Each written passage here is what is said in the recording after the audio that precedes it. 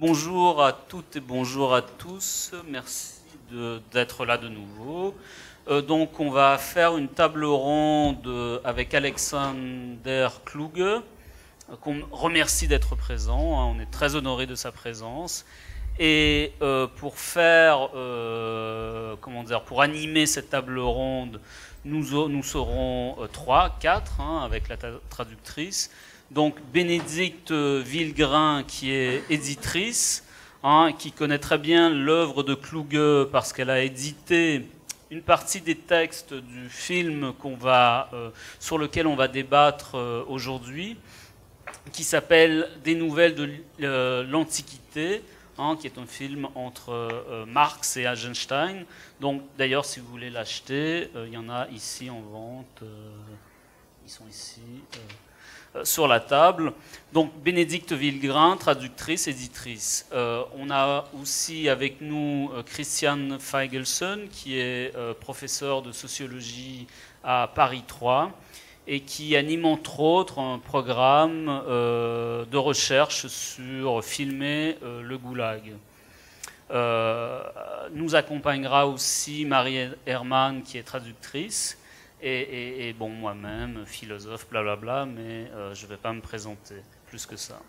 Donc, on va, pour celles et ceux qui ne connaissent pas Kluge, on ne va pas présenter le personnage, juste pour dire en 2 mots que c'est peut-être un des intellectuels allemands les plus originaux d'aujourd'hui. Alexander Kluge est une des grandes figures intellectuelles allemandes, donc à la fois cinéaste, sociologue, écrivain, et auteur de nombreux essais en Allemagne, qui polémique avec Habermas, avec de grandes figures allemandes. Les éditions POL viennent de publier les Chroniques des sentiments, qui est une somme vraiment littéraire de 1200 pages, un très très grand roman qui reste à découvrir. Donc on est très content d'avoir parmi nous Alexander Kluge, et aujourd'hui on va se pencher sur ce film qui est lui aussi monstrueux, qui est un film de 8 heures de temps, normalement dans sa version longue, qui est un film très hétérogène avec des interviews, des montages, bon j'en dis pas plus, mais qui est un film qui est sur le projet d'Eisenstein de mettre en image, de tourner, de faire un film sur le Capital de Karl Marx. Donc on verra ce qu'en fait Kluge, mais vous voyez, vous comprenez pourquoi on a choisi ce film dans notre colloque Histoire du possible. Donc j'en ai déjà trop dit, donc on va commencer. Peut-être qu'on peut commencer avec un extrait de film, comme ça, celles et ceux qui n'ont pas jamais vu de film de Kluge vont déjà avoir un peu le goût de la chose. Am 12.10.1927 schreibt Eisenstein, das ist die erste Eintragung in die Notaten. Der Entschluss steht fest, das Kapital nach dem Szenarium von Karl Marx zu verfilmen. Was ist das für ein Tag? Ja, das ist, einen Tag davor hat er die Dreharbeiten zu Oktober beendet und sofort nach Moskau zurückgefahren und am 12. eigentlich den Schneideraum betreten, weil am 7. November, also in einigen Wochen, der Film bei den Feierlichkeiten im Bolschoi-Theater laufen sollte. Er hat 49.000 Meter gedreht und er sollte diese 49.000 Meter auf 2.000 Meter schneiden und den fertigen Film vorführen. Das war die Bedienung. Also 2.000 Meter ist etwas unterhalb von 90 Minuten? Ja, ja. Und wie viel, sagten Sie, hat er gedreht? 49.000 Meter. Sind die erhalten? Nur zum Teil. Also er hat zum ersten Mal in seinem Leben die volle Freiheit bekommen, was die Produktionsmittel anging. Der normale sowjetische Film, der Durchschnittsfilm dieser Zeit, kostete ungefähr 30.000, 40.000 Rubel. Sein Film Oktober, obwohl er in Originalinterieurs gedreht hatte, kostete 800.000 Rubel. Also er fühlte sich wie Cécile DeMille des sowjetischen Films und meinte, dass er wirklich also den größten Film aller Zeiten dreht, die 10 Gebote der Oktoberrevolution. Und das war der Film, der hoch unterstützt wurde von allen. Also das Drehbuch wurde vom ZK immer wieder diskutiert und korrigiert. Eisenstein hatte die ganze Stadt zur Verfügung. Er konnte nachts drehen. Für die Dreharbeiten wurde die Elektrizität in der ganzen Stadt abgestellt. Die Brücken wurden während des Tages aufgezogen und abgezogen. Also es war schon ein Mammutunternehmen. Und nun also stand er vor der Aufgabe, diese Tausende und Tausend Meter in einen Film zu verwandeln. Und es war unmöglich, weil die Zeit zu knapp war.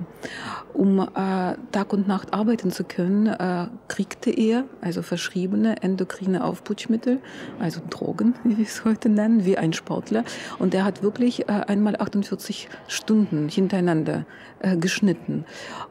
Aber nach 2 Wochen von diesem Marathon war er erblindet. Erblindet? Erblindet. Er sah die Bilder nicht mehr. Er sah keine Bilder mehr. Also man sah sowieso sehr schlecht, also auf dieser Moviola. Das war Moviola, an der er schneidet, nicht? Ja. Also nicht ein Schneidetisch, sondern so ein Drehgerät, wo sich kleine Bilder, so wie heute im Internet. Ja. Und eigentlich, also der ganze Film, was er geschnitten hat, hat er mit seinem inneren Sehen gesehen und nur dann teilweise überprüfen konnten und immer wieder korrigiert. Und er war also in einem Zustand der totalen Erschöpfung. Und in diesem Zustand, während er also praktisch im Oktober schneidet und meint, dass er jetzt eine ganz neue Art Film kreiert, einen Film, der nichts zu tun hat mit den Filmen, die er vorher gemacht hat und überhaupt mit nichts mehr zu tun hat, denkt er, dass der einzige Stoff, den er danach verfilmen kann, nur das Kapital sein kann.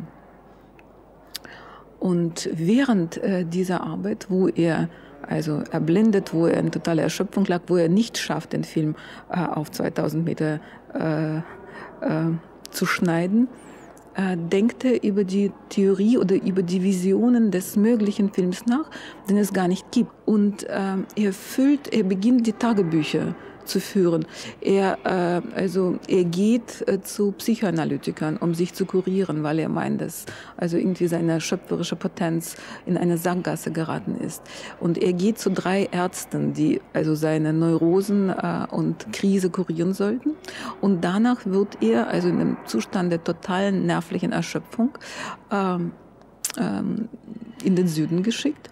Und er nimmt mit ein Buch, das ihm gerade die Frau von Maxim Litvinov geschenkt hatte, Ulysses von Joyce, als er in den Urlaub fährt. Auf Russisch? Nein, auf Englisch. Auf Englisch. Und auf Deutsch. Also ist also in der Sprache, ist ja Eisenstein fähig, Französisch zu reden, Englisch, Deutsch, Russisch, noch etwas? Ja, einige Worte Spanisch. Er lernt Spanisch in Mexiko. Aber das ist schon alles, Und er wechselt ja manchmal in den Sätzen, die Sprachen. Er also schreibt, seinem Kopf geht es wie in Babylon durcheinander. Ja, er empfindet das nicht als Durcheinander. Nein. Er schreibt, also er benutzt die Sprache oder das Wort in der Sprache, was am besten passt. Und deshalb schreibt er manchmal einen Satz in 5 Sprachen. Also, wenn es geht. Und interessanterweise wechselt er gerade.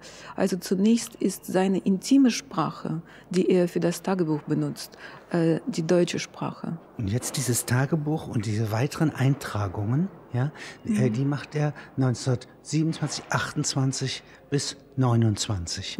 29 ist keine Eintragung mehr, aber die Pläne gehen weiter. Ja. Wenn man mal ganz ans Ende geht dieses Plans, das ist er in Paris. Ja, und Joyce ist erblindet, erzählt Eisenstein trotzdem, dass er Potjomkin gesehen hat. Und mehr noch, Eisenstein schreibt in seinen Memoiren, dass Joyce ihm etwas vorliest, was er nicht kann. Aber Joyce liest selbst nicht vor, er legt eine Schallplatte auf und die Stimme von Joyce liest tut das. Also diese mediale Spaltung den Eisenstein dann in seiner Anwesenheit, in Joyce' Anwesenheit erlebt. Und Sie planen Zusammenarbeit? Ja. Ja, eigentlich Joyce denkt, dass sein Roman von 2 Regisseuren verfilmt werden kann, entweder von Eisenstein oder von Walter Ruttmann. Also was er glaubt, dass es möglich ist. Und Eisenstein denkt, dass er immer noch Kapital, also als Ulysses verfilmt. Und wenn er in seinen Notizen über die Idee schreibt, wie man das Kapital machen kann, schreibt er, dass er das genauso machen wird, wie Ulysses geschrieben ist. Es ist ein Tag oder eher. Also, ein Tag in den Menschen eines Menschen. Ja. Und also des Blum. Ja? Und der vereinigt aber die ganze Geschichte von Homer bis ein Pub in Dublin. Ja, genau. Ja. Und Eisenstein will eigentlich dasselbe machen. Bonjour tout le monde. Bonjour aussi Alexander Kluge de m'avoir invité, Vincent, pour cette session de table ronde. Je ne suis pas un spécialiste de Kluge, mais j'ai travaillé sur le cinéma russe. Et il se trouve que j'étais à Berlin la semaine dernière, et donc j'étais en contact avec Oksana Bulgakova, qui a écrit un livre magistral en russe, publié en russe, mais aussi en allemand, sur Eisenstein. Alors pas tout à fait avec la même perspective que moi j'interpréterais. Et j'ai essayé ici justement de voir en quoi peut-être des questions posées par Eisenstein font écho effectivement à votre œuvre et à votre travail, pas uniquement sur le Capital, mais d'autres films. Déjà par rapport à vos méthodes de lecture, puisque vous posez la question de mettre en scène l'économie, et puis un peu plus tard, il y a un interlocuteur, je crois que c'est Hans Magnus Enzensberger, qui dit effectivement il n'y a pas de poème sur l'économie. Je trouve que c'est une bonne remarque. Parce que par rapport à votre œuvre, qui est aussi assez monumentale, vous vous attaquez à des questions monumentales. Et Oksana remarque dans cet extrait, effectivement, que le fond Eisenstein est assez lacunaire aussi, donc ça pose des problèmes pour le déchiffrer. D'autant plus que cette année 1927-1928 en URSS est une année très cruciale. C'est un tournant dans l'évolution du cinéma qui est repris en main par Choumiatsky sous les ordres de Staline. C'est la liquidation des avant-gardes, telles qu'elles avaient commencé à travailler dès les années 20, on pourrait dire même dès 1913 avec Malevich. Et donc, comme le note ici Oksana, effectivement, il y a une crise des représentations. Mais ce qui n'est peut-être pas noté ici, c'est qu'à l'intérieur de ces groupes d'avant-garde, il y avait des conflits importants, fondamentaux, autour de ces années 20, puisque Eisenstein lui prenait un cinéma de mise en scène, alors que Vertov, par exemple, lui prenait un cinéma documentaire dans la prolongation de l'œil. Et du coup, cette question du capital, effectivement, renvoie encore à des rapports à la réalité, je dirais. Ces rapports entre fiction et réalité, puisque Eisenstein, effectivement, semble un peu en rupture avec ce projet, tout en étant assez l'homme du compromis aussi, le cinéaste du compromis. D'autant plus que cette crise des représentations qu'évoque Oksana Bulgakova est aussi une question qui pose problème dans les représentations que les politiques. Tout à l'heure, on parlait de l'utopie, mais déjà l'utopie était mise en grande difficulté dès 1918, si on se réfère au texte de Lénine et à la terreur de masse, qui va générer en 1923 le premier goulag sous l'impulsion de Trotsky d'ailleurs. Donc on reprend aussi la théorie de l'ennemi de classe, celui qui n'est pas contre nous, il faut effectivement le détruire, etc. Donc tout un rapport à l'altérité qui va se construire en Union soviétique, autour aussi de l'idéologie marxiste. Et donc de ce point de vue-là, ces cinéastes qui avaient été dans ces avant-gardes et des compagnons de route du bolchevisme, où vont être liquidés ou s'en éloigner, parce que le bolchevisme leur avait donné quand même un atout de pouvoir être relativement autonomes pour faire du cinéma. Et ils avaient pu faire librement toutes leurs expérimentations au cinéma, bien que là, comme on le montre, Octobre d'Eisenstein, le film d'Octobre, qui était un film de commande 10 ans après la Révolution, qui se fondait effectivement sur les journées du journaliste américain John Reed, 10 jours qui ébranlèrent le monde, ce film-là n'est pas du tout accepté, il est rejeté. Et Eisenstein, dans ce film, prend beaucoup de liberté avec l'histoire, puisqu'on revient au thème du colloque, puisqu'il montre effectivement que ce n'est pas le parti qui dirige l'histoire, mais c'est les soviets, d'une certaine manière. Là aussi où il a un peu tort, mais enfin, il y a ce fond-là dans le film, avec beaucoup d'onirisme, des références aux statues de Rodin, aux sculptures de Rodin. Et donc ce film gêne terriblement le commanditaire, qui est le parti, qui ne se reconnaît absolument pas, l'État parti, dans cette commémoration de 10 ans de 1927.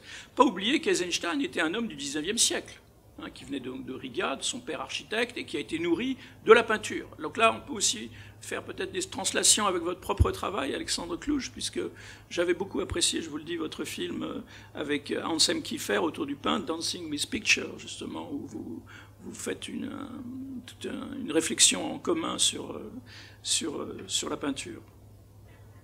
Je vais arrêter mon commentaire là parce que j'étais peut-être aussi un peu trop long, peut-être. C'était simplement pour donner une idée un peu de mise en perspective. Et je voulais donc vous poser peut-être une question, mais vous pouvez revenir ou dire si vous n'êtes absolument pas d'accord avec ce que je viens de dire aussi, d'ailleurs, sur comment, d'une certaine façon, se construit la croyance dans toutes ces images, à la fois dans votre œuvre, et puis par rapport à la question que Eisenstein portait, la croyance à l'idée de porter le Capital de Marx à l'image, qui a été donc un échec retentissant. Et c'est des questions que vous posez à la fin de votre film, enfin dans ce que j'ai vu, quand vous essayez de voir on essaie de retrouver la vraie tombe de Marx à Londres par rapport à son héritage en filigrane, et où est finalement l'héritage de Marx quand vous filmez ces derniers plans qui sont très intéressants, je trouve, sur la vraie tombe et la réelle tombe. La vraie tombe, évidemment, est en différence de la tombe, de celle qu'on croit, qui est sa statue monumentale de son buste à Londres. Voilà. Chose que je ne savais pas d'ailleurs moi-même. Also, ich muss zuerst sagen, mir gefällt das sehr gut, was Sie sagen. Das habe ich nicht verstanden, tut mir leid. Mir hat gut gefallen, was er sagt. Alors, je veux commencer par dire que c'est très bien ce que vous avez dit, ça m'a beaucoup plu. Wir sind jetzt 91 Jahre nach dem Jahre 1929. Tut mir leid, ich habe das... Sie müssen irgendwie versuchen, dass wir es nicht besser verstehen. Ja. Seit 1929 sind 91 Jahre vergangen. Depuis 1929, il y a 91 ans qui sont passés. Das Jahr 1929 ist auch C'est aussi l'année où Walter Benjamin commence son travail sur cette œuvre qui va s'appeler Passagenwerk. Et c'est donc un pont intéressant, le fait que nous parlions là maintenant entre Marseille et Munich depuis l'année 2020. On est comme des gens qui déterrent les choses. On déterre des observations.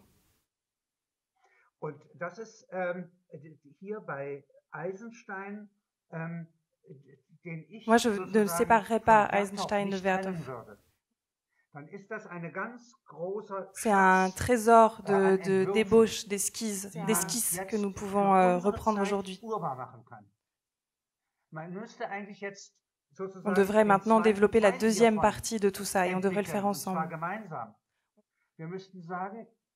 Dans le monde de l'algorithme de la Silicon Valley, nous, on devrait faire les contre-algorithmes. Und die Werkzeuge davon, die Mikroskope und Fernrohre, die finden wir bei Marx, die finden wir bei Eisenstein, die finden wir bei Benjamin. Et les outils pour faire ça, donc les microscopes, mais aussi les longues vues, les instruments qui permettent de regarder l'espace, on les trouve chez Marx, on les trouve chez Benjamin, chez Stigler, chez Michel Serres. Donc il y a vraiment cette idée de faire un lien entre les expériences de 1929 et celles d'aujourd'hui.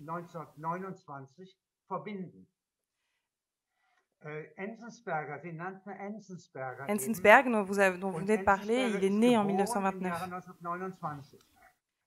Et si on prend cette année précisément, c'est vraiment une année de tournant, de rupture. Pendant toute l'année, on n'a évidemment aucune idée du fait que le vendredi noir va arriver en octobre. Eisenstein rend visite à Joyce exactement au moment où la bourse s'effondre aux États-Unis. Et ce regard-là, on doit le reconstruire, mais on doit aussi y ajouter le regard qu'on a aujourd'hui. Et c'est ça ce que veut dire cette idée de nouvelle de l'Antiquité idéologique. Quand on déterre des choses, par exemple à Pompéi, on le fait en tant que être humain d'aujourd'hui, être humain de l'époque contemporaine.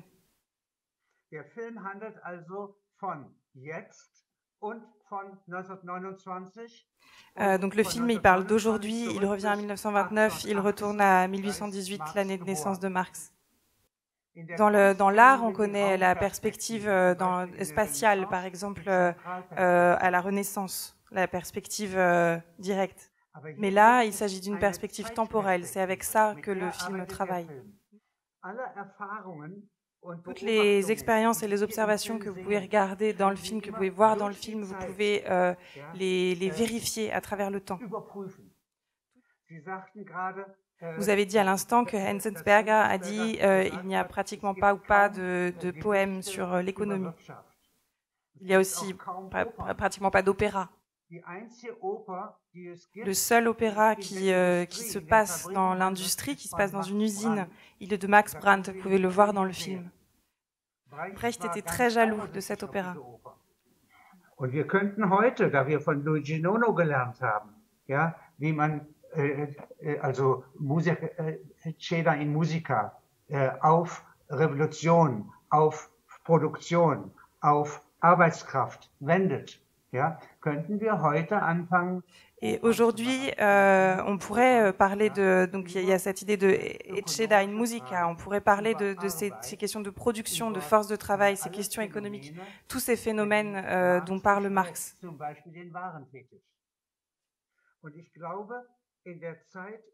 Et je crois que dans ce temps où on a besoin de contre-algorithmes globaux, dans ce moment, on a besoin que les différentes disciplines intelligentes ou intellectuelles coopèrent, collaborent ensemble. Vous connaissez peut-être les chambres de miracle de la Renaissance. Dans la cour de Rodolphe II, dans les Habsbourg, il y a donc ce cabinet de curiosité. Merci, c'est ça. Donc il y a ce cabinet de curiosité où un astronome, des chimistes, des philologues, des philosophes et Arcimboldo travaillent ensemble.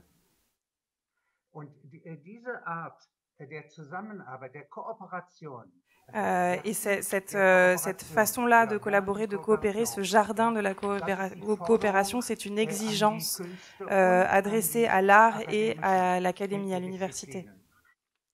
Je ne veux pas parler trop longtemps, je veux laisser les questions se poser. Mais la question, c'est le sens, la signification de ces films. Donc de travailler à un contexte, à une cohérence ensemble. Ma spécialité en tant que réalisateur, c'est les films qui durent 1 minute. Par exemple, à l'opéra, pendant l'entracte, on peut montrer des films 1 minute. Et comme ça, on peut commenter Perceval de Wagner.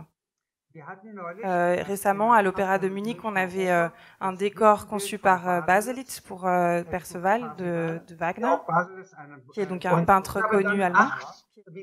Et on a montré 8 films d'1 minute dans la tradition de Darius Milhaud pendant l'entracte. Und auf diese Weise könnten Sie sogar Wagner als einen Poeten, als einen Musiker der Industrialisierung verstehen lernen, ja, denn im Rheingold und donc Wagner, c'était en faisant ça, en montrant ces films-là pendant l'entracte, on peut montrer à quel point Wagner était un poète et un musicien de l'industrialisation. Ça se voit dans L'Or du Rhin, ça se voit dans Siegfried, dans Le Crépuscule. Il parle d'industrie. Et là, de cette façon-là, on peut vraiment faire une corrélation entre Wagner et Marx. D'ailleurs, Eisenstein l'a fait. Donc, mon idée, c'est vraiment de pousser, de faire en sorte qu'il y ait plus de coopération, notamment entre la théorie et l'art, et plus précisément entre la philosophie et le cinéma. Mais je veux d'autres questions. Le développement que Alexander Kluge vient de faire sur l'autorité coopérative, c'est quelque chose qui est très important chez lui. Je voulais essayer de le mettre en relation, lui demander de le mettre en relation avec quelque chose sur quoi Oksana Bulgakova a beaucoup insisté, qui est l'aveuglement. Elle a dit que Eisenstein avait été rendu aveugle par son travail exténuant sur le cuirassé Potemkin, et elle a dit que quand il est venu voir Joyce pour essayer de collaborer avec lui, Joyce était aussi aveugle. Je voulais rappeler que pour Alexander Klug, la notion d'aveuglement est très importante. Il a écrit un film, enfin il a réalisé un film qui en français s'appelle « L'attaque du temps présent sur le passé », donc ça convient pour aujourd'hui. Et dans ce film, il y a l'histoire d'un cinéaste aveugle.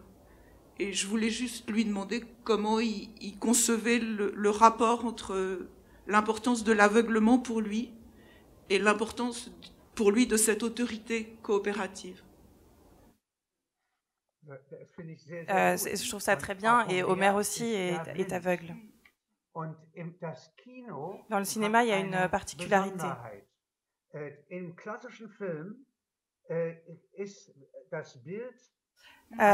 Dans le cinéma classique, il y a cette vitesse de rotation des images qui est de 48 images par seconde.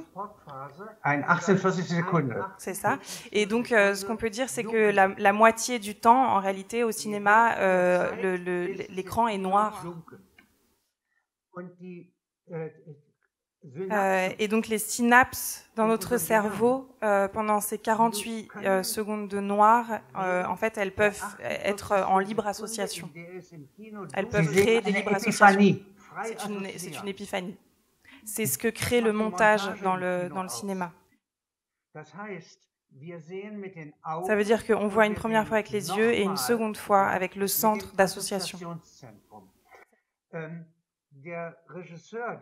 Le réalisateur que vous avez vu donc dans ce rôle de directeur aveugle dans mon film, Fritz Lang, c'était mon maître à penser, l'homme auprès de lequel j'ai appris. Il a fait des films très beaux et il était presque aveugle. Eisenstein vient à Paris pour rendre visite à Joyce et il apporte un certain nombre d'images. Joyce est presque aveugle et il ne voit pas ces images. Ce qui veut dire que la manière dont on reçoit le monde, nos perceptions dépassent les obstacles. Donc, dit autrement, le cinéma a beaucoup à faire avec notre troisième œil. Et les films en Russie avant 1917, par exemple les films de Félix Bauer, sont simplement des traductions de la lumière des icônes vers la lumière du cinéma. Je ne voudrais pas sous-estimer nos capacités de représentation, nos capacités de voir, d'imaginer. Et je voudrais éclairer ça avec un exemple. Les chiens, ils ont un sens de l'odorat très développé qui influence beaucoup leur perception. Et nous en sommes très éloignés. Mais là où eux, ils ont une capacité d'odorat qui passe par la bouche, chez nous, c'est un petit peu compensé par notre capacité d'association qui est dans notre cerveau, notre capacité à imaginer, à nous représenter. Et entre la logique et la capacité à se représenter, on se meut dans notre tête exactement comme on le ferait au cinéma. Et c'est pour ça qu'on a besoin de l'aveuglement et de la vue. Je suis un iconoclaste. Et mes meilleurs amis parmi les artistes sont aussi des iconoclastes. Mais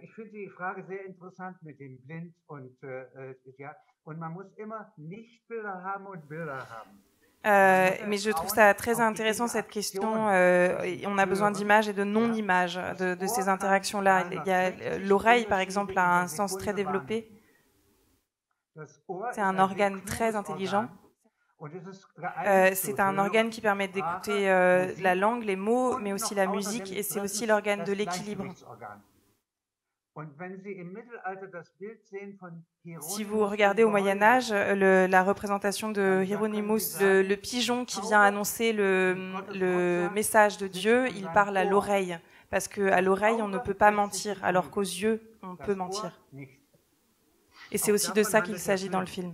Chez Marx, c'est cette histoire de force essentielle, puissante. C'est ce qu'il recherche dans les manuscrits parisiens et c'est aussi le point de départ de Eisenstein. Exactement comme dans Ulysse de Joyce. Tout ça se passe pendant une seule journée à Dublin. Exactement de la même façon, le film d'Eisenstein sur Marx doit se passer en une journée à Moscou. Et donc c'est toutes les expériences insignifiantes de l'humain qui doivent être rapportées là en une unité de lieu et de temps. Ce film, il dure 9h30 et il n'est pas assez long parce qu'on pourrait exactement recommencer et continuer après-demain. C'est vraiment une métaphore de l'aspect subjectif de l'être humain. Et c'est une sorte de carte représentative de ses comportements.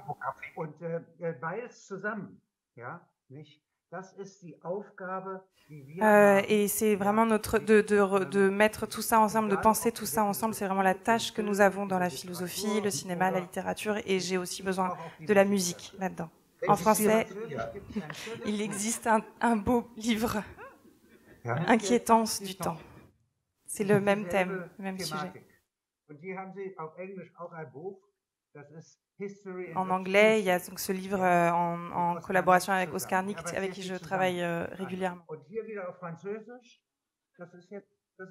Idéologie des nouvelles de l'Antiquité. Je suis particulièrement fière de ce livre. Et le film va probablement être montré à Paris grâce à ce livre. Ce livre, il fait vraiment de la publicité pour le film.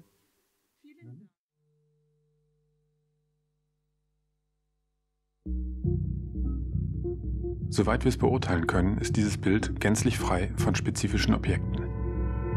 Zumindest sind sie nicht sichtbar, also entweder mikroskopisch klein oder zu weit entfernt, um mit fotografischen Möglichkeiten zu dieser Tageszeit abbildbar zu sein.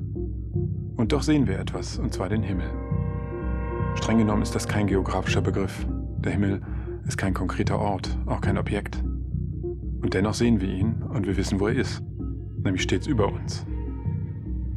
Woraus besteht der Himmel? Man könnte sagen, aus dem Universum. Aber lassen wir das fürs Erste. Wenden wir uns den greifbaren Dingen zu. Wir sind in der Stadt, auf der Straße. Da ist ein Haus, eine Fassade. In einer Redewendung könnte man sagen, ein Tag wie jeder andere. Ein Ort wie jeder andere. Eine weibliche Person ist in Eile.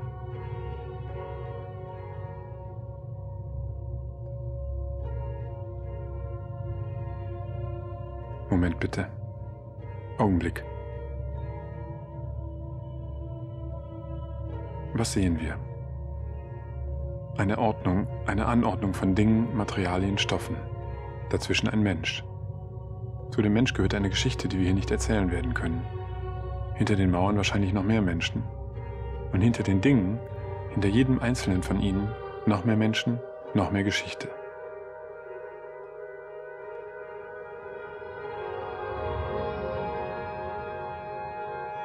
Die Textilindustrie ist einer der ältesten und nach Zahl der Beschäftigten und Umsatz einer der wichtigsten Wirtschaftszweige des produzierenden Gewerbes. Ein Rock ist einröhrig und umschließt von der Hüfte an abwärts beide Beine gleichzeitig, während die Hose für jedes Bein extra eine Röhre bildet. Anhand verschiedener anatomischer Untersuchungen von altsteinzeitlichen Fuß- und Beinskeletten entstand die Theorie, dass Menschen bereits vor 40.000 Jahren Schuhe kannten. Handtaschen waren im Mittelalter ein aus Leder am Gürtel befestigtes Accessoire für Männer. Später wechselte das modische Nutzobjekt zum weiblichen Utensil. Als Taschen mit Tragegriff viele Stoffe kommen aus den Niedrigpreisländern, unter anderem der Volksrepublik China, Indien, Südkorea und Taiwan. Eine Hausnummer bezeichnet ein bestimmtes Gebäude in einer Straße und dient der Referenzierung. Für die Grundstücksnummerierung ist das Vermessungsamt des Bezirkes zuständig. Das Amt vergibt die Nummer und der Hauseigentümer oder Bauherr ist dann für die Beschaffung des Schildes verantwortlich. 1899 bringt die Berliner Firma Paul Haudegen & Co. erstmals ein Sprechsystem auf den Markt. Diese Anlage war eher eine Rufanlage, sie gestattete keine Antwort. Die erste Gegensprechanlage wurde 1935 von der Firma AG Gülling auf den Markt gebracht. Diese Anlage gestattete erstmals das Gegensprechen und beruhte auf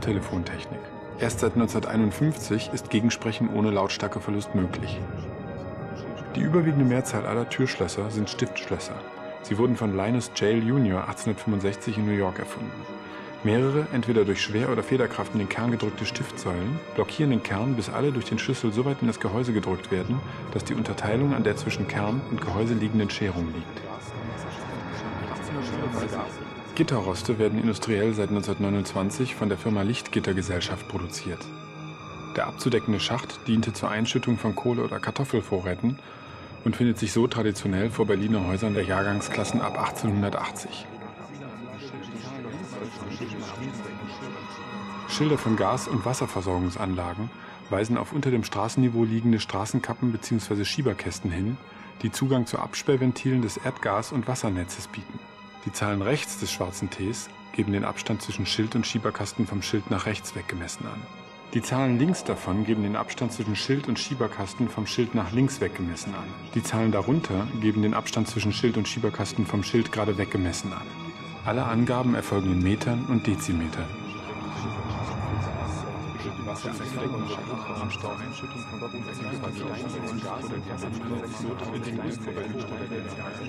Das Kopfsteinpflaster besteht aus großformatigen Natursteinen. Sie können in verschiedenartigen Pflasterverbänden geklopft sein. Gneis, das Grundmaterial, wird im Steinbruch durch Sprengungen abgebaut und im Werk maschinell verarbeitet. Die Zerkleinerung der bruchrauen Steine erfolgt mit Hilfe von Steinsägen oder diamantbesetzten Drahtsägen. Die Steine werden auf ein Bett aus Splitt, Sand oder Granulat gesetzt. Das Fugenmaterial ist Mörtel. Die Konstruktion reagiert auf dynamische Belastung mit elastischer Verformung. Der Bordstein wird bei Einbau in ein Betonbett gesetzt, um eine gleichmäßige Höhe zu erreichen.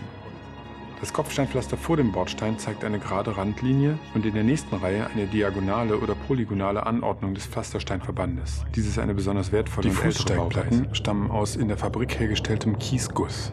Der Gehweg selbst muss bestimmte Anforderungen erfüllen. Das Begegnen von zwei Fußgängern, auch mit Regenschirmen, muss möglich sein. Zwei sich begegnende Fußgänger wollen auch immer einen Abstand zwischen sich haben.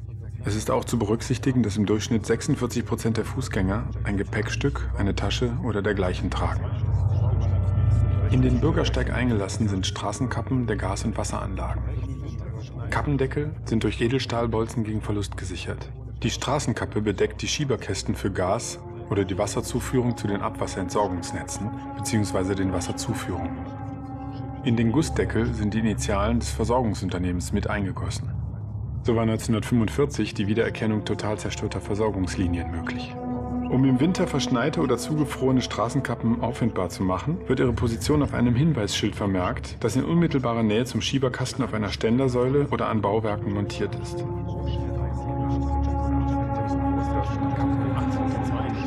Kaugummi hat eine weit zurückreichende Historie. Schon in der Steinzeit wurden Baumharze gekaut.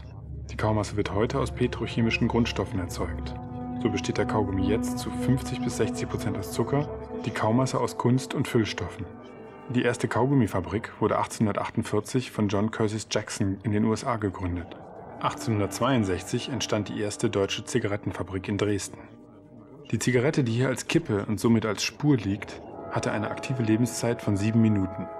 Produktions- und Warteprozess vor dem Konsum sind kurz. Die Geschichte des Rauchens umfasst vermutlich 40.000 Jahre, das heißt die Evolution des Menschen. Wo waren wir stehen geblieben? Was wäre das? Man könnte auch vielleicht eher hier? Also doch vielleicht eher da. Rohrschellen aus Edelstahl sind Halterungen für Rohrleitungen am Baukörper. Ursprünglich wurden sie für den Bau von Kriegsschiffen entwickelt. Kaiser Wilhelm, König von Preußen, erließ 1909 die erste einheitliche Vorschrift für den Straßenverkehr, das Gesetz über den Verkehr mit Kraftfahrzeugen. Die letzte Änderung der Straßenverkehrsordnung in Bezug auf Sinnbilder wurde im Jahr 1997 vollzogen. Auf grafische Detaildarstellung wurde verzichtet und stattdessen einfache und klare Linien forciert. Unter Graffiti werden sämtliche mit Lackspraydosen gesprühte, mit Filzschreibern gemalte oder mit spitzen Gegenständen gekratzte Buchstaben und bildliche Darstellungen im öffentlichen Raum zusammengefasst. Graffiti war in seinen Anfängen eng mit der abstrakten Malerei, der Kalligraphie und dem Comic verbunden. Inzwischen ist Graffiti ein fester Bestandteil der Jugendkultur.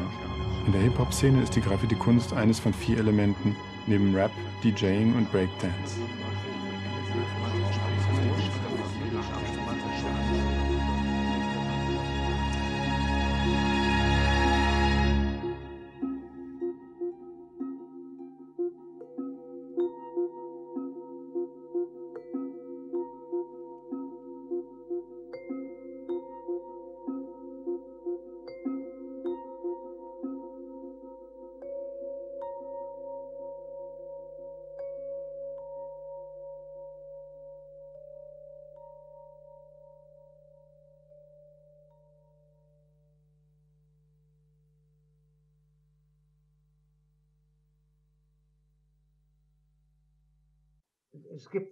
Il y a deux notions chez Marx qui sont très poétiques. La première, c'est l'aliénation, et la seconde, c'est celle-ci, le fétichisme de la marchandise.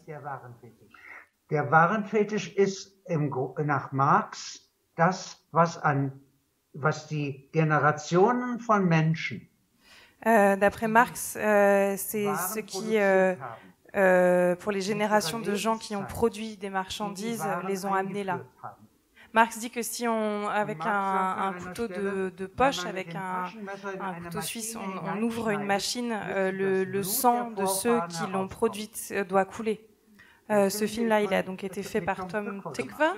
Und über den Warenfetisch müssten wir im Grunde, der ist etwas der verbindet, also anders gesagt, dass eine Ware in Kirgisistan oder in einer Provinz, et le fait qu'une marchandise, que ce soit au Kirghizistan ou dans une province de Chine, soit immédiatement reconnaissable en tant que marchandise, c'est à ce processus-là, à ce fétichisme que nous devons.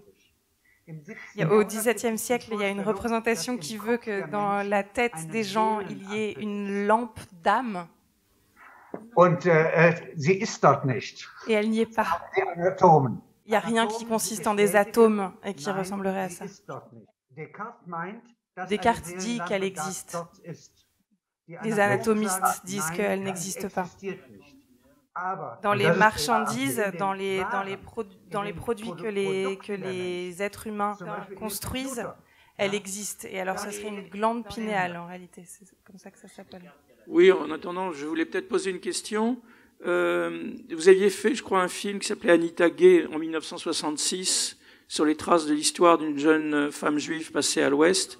Donc, en permanence, vous examinez ces rapports entre le passé et le présent, et dans toute cette vie errante. Et dans cet extrait, effectivement, qui est un autre extrait de film, ça m'a rappelé, sur la question de la réification de la marchandise, un romancier français qui avait échappé à l'Holocauste, qui était Georges Perec, qui avait écrit Les choses en 1966. Et la conclusion du livre se termine sur une phrase de Karl Marx, d'ailleurs, sur la question de la réification de la marchandise en 66. Oui, il reprend effectivement une phrase extrait du Capital. C'est un peu un clin d'œil parce que vous faites en permanence ces translations. Et je voulais savoir donc comment vous vivez, puisque vous avez parlé tout à l'heure de la chronique des sentiments, comme à la fois un cinéaste écrivain, puisque c'est des régimes d'écriture différents d'une certaine manière.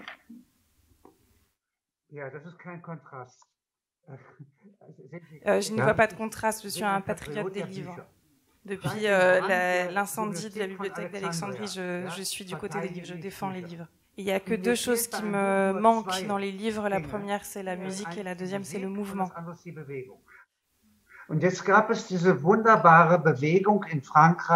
Et il y a ce merveilleux mouvement en France auquel ont participé Godard ou Truffaut, qu'on appelle la Nouvelle Vague. Et la leçon qu'on en a tirée en Allemagne, c'est que d'une certaine façon, on peut faire les films de la même manière qu'on écrit des livres. Et c'est la raison pour laquelle, pour moi, ça revient à peu près au même de faire un film ou d'écrire un livre, même si le métier est totalement différent. Le métier est divers, aber der Impuls, ja, sozusagen. Mais l'impulsion, le cœur, c'est le même. Bonjour, Monsieur Klug. Bonjour. Ma question, j'ai récemment travaillé sur votre film Artiste sous le chapiteau perplexe. En travaillant sur le film longuement, les énigmes peu à peu disparaissent. Mais il en reste encore beaucoup. Et j'ai remarqué que dans votre littérature aussi, il y a un ton très souvent énigmatique. Évidemment, j'aime beaucoup ça. Mais mon hypothèse, c'est que vous développez à travers les figures de l'énigme une sorte d'hermétisme politique. Est-ce que vous seriez d'accord? Das ist ja nicht. Ja? La politique ist ja nicht hermetisch. Non, le politique n'est pas hermétique. Ce film-là, les artistes perplexes sous le chapiteau désert, c'est une métaphore du mouvement étudiant. Et un cirque, c'est quelque chose de très particulier. Toute cette histoire a commencé à Paris, pendant la Révolution française. Il montre l'idée que l'humain est capable de tout. Man könnte sagen, die Französische Revolution hat zwei Zeichen gesetzt für die Allmacht, le pouvoir humain. On pourrait dire que la Révolution française a proposé deux signes de la toute-puissance humaine, la guillotine et le cirque. C'est une conscience de soi tout à fait particulière. Et c'est de ça qu'il s'agit dans ce film. Parle de la société de performance, de l'efficacité, la société de l'efficacité, de la performance, et aussi des éléphants et des clowns sur la terre, sur le sol. C'est eigentlich ein ganz abstrakter Film. C'est un film très abstrait. Ich habe den Zirkus als Kind sehr geliebt, verstehen Sie? Ja? Mais en tant qu'enfant, j'ai beaucoup aimé le film. Ist eine plebejische Öffentlichkeit, ja. Und das, aber mais ce film, c'est aussi en même temps un objet philosophique. Je pensais que l'hermétisme, c'est à la fois un courant poétique, c'est la poésie hermétique, et l'hermétisme, c'est aussi la pensée ésotérique sur une connaissance secrète ou une connaissance de déchiffrement du monde. Yeah. Dans votre film Artiste sous le chapiteau perplexe, il y a un ballon il y a la conquête spatiale, il y a le voyage sur la Lune, il y a beaucoup de références, effectivement, à une dimension cosmique. Et cette dimension cosmique s'inscrit, m'a-t-il semblé, c'est mon interprétation, dans une proposition hermétique. Et par ailleurs, le film est très difficile à comprendre. Il y a beaucoup de relations, de références. C'est comme un texte un peu chiffré. Et donc, je me suis demandé si l'hermétisme n'était pas une façon de proposer une forme difficile pour produire un effort chez les spectateurs. Ja. Oui. Ja. Es macht übrigens Spaß, sich Mühe zu geben. C'est aussi c'est un plaisir, c'est une joie de de faire un effort, de se donner du mal. Oui, c'est un petit peu difficile parce que je crains qu'il y ait des incompréhensions liées à la traduction. Si je prends les quelques exemples que vous nous avez donnés à voir en imagination, en particulier la question des concierges, j'ai l'impression que Eisenstein, moi j'ai toujours pensé qu'Eisenstein transforme l'histoire en un mythe.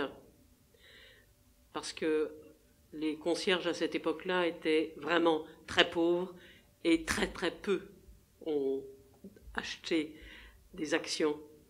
Et c'est simplement une anecdote historique. Mais transformer l'idée en sujet mythique de l'histoire, ça donne un sens à tout le travail imaginaire d'Eisenstein. Ça, c'est la première question, mais qui se rapporte aux autres que je vais vous poser à propos du film que l'on a vu, de la jeune femme qui marche dans la rue et on reconstitue. Moi, j'ai été fascinée par la reconstitution des marchandises. Je ne vois pas là le fétichisme de la marchandise de Marx, d'autant que le sous-titre me semble erroné ou déviant, parce que le sous-titre dit on assiste à une complexité, on s'aperçoit que la question de la marchandise est une question extrêmement complexe. Oui, mais ça ne dit pas la réalité, ça ne dit pas le processus historique qui aboutit au fétichisme de la marchandise. Et troisième exemple que vous donnez à propos de la Révolution française, vous dites la Révolution française a donné à voir la complexité humaine avec tous ses travers, de la barbarie au don de soi. Et du même coup, cette objectivation de l'histoire que vous nous donnez à comprendre là me semble plus proche de Brecht que de Benjamin, mais alors très éloigné d'Adorno. C'est-à-dire que le processus qui fait qu'on aboutit au fétichisme de la marchandise, on aboutit à une réflexion qui magnifie d'une certaine façon l'histoire, il manque les sujets en conflit. C'est-à-dire pas simplement le sujet qui est montré, c'est les sujets en acte. Et du même coup, puisque vous êtes un élève d'Adorno, il y a quelque chose qui m'échappe. Peut-être que j'ai pas saisi, qu'il me manque des choses. Je suis évidemment un élève d'Adorno.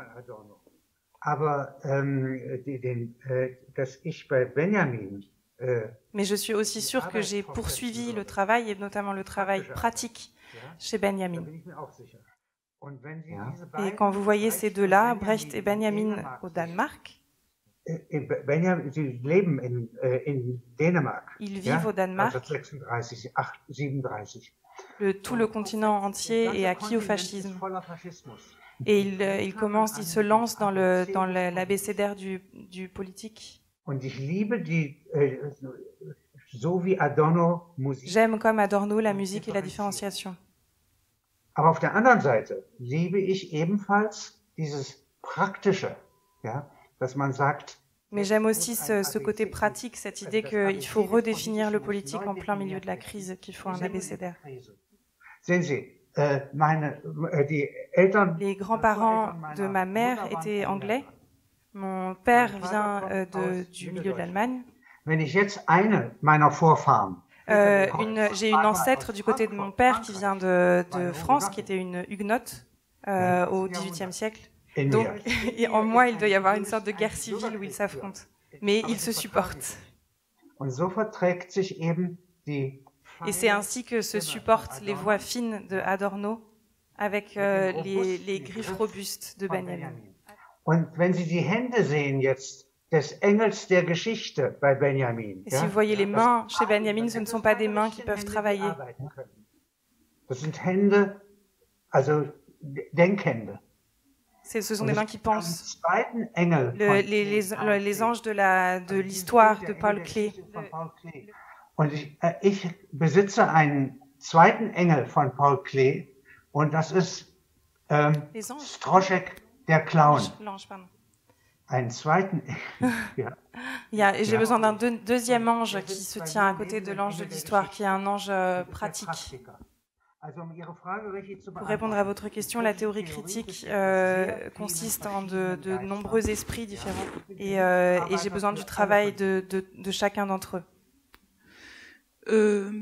En fait, en revoyant le film de Tom Tykwer, j'ai pensé à un extrait d'entretien entre Alexander Klug et son vieil ami de toujours Oskar Necht à propos du Capital. C'est dans le film. Et Oskar Necht dit très joliment, il espère que le socialisme pourrait faire en sorte que tout ce travail mort accumulé, qui est le travail mort sous la forme des marchandises qui sont proposées à la consommation ou qui sont même abandonnées, qui sont laissées ou qui sont jetées, que tout le travail mort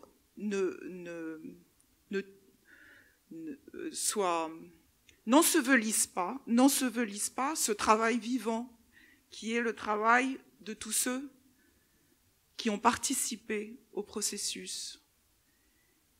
Et ce travail-là, le travail vivant, Alexander Klug le décrit comme la coopération. C'est ça qu'il cherche avec la coopération.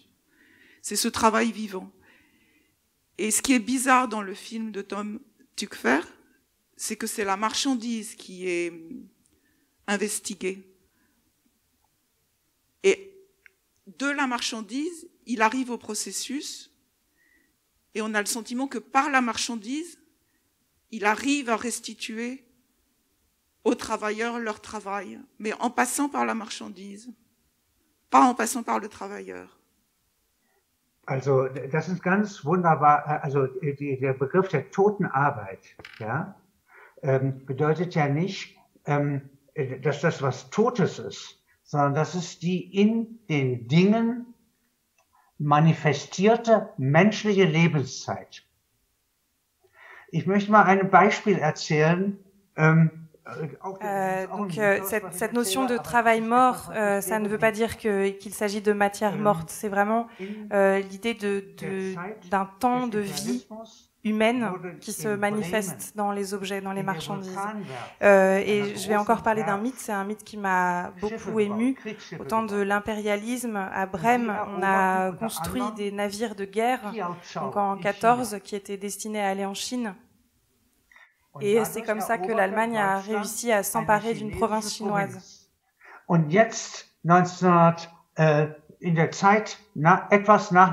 Et autour de 1968, ce chantier a fait faillite. Und die Republik China kaufte diese Werft. Et la République de Chine l'a racheté. Ja, kaufte diese Werft und transportierte alles nach Kiautschou. Et a tout transporté en Chine. Engagierten auch die Ingenieure und Facharbeiter. Ils ont aussi transporté les ingénieurs, le personnel qualifié. Ils l'ont emmené en Chine. Donc d'une part, on avait le colonialisme et de l'autre part, on a eu le contraire du colonialisme. Mais c'est la même machinerie. Donc ce travail mort, c'est pas mort, ça participe aussi de l'histoire, ça fait aussi partie de l'histoire. Et il y a là une petite différence entre les conséquences exactes des analyses de Marx, de la ligne politique plus forte de Eisenstein, de l'abord plus précis de Tückwer et mon opinion à moi. Ich glaube ganz fest, je suis vraiment convaincue qu'il y a une forme qu'on peut fonder de manière matérialiste de la magie. Une magie rationnelle. C'est aussi un objet d'observation, de recherche.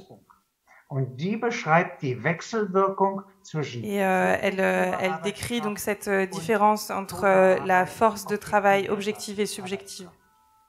Je suis très fière de cette conférence. Et je dois dire qu'elle donne du courage pour continuer à travailler. Dankeschön. Merci beaucoup. Dankeschön. Vielen Dank.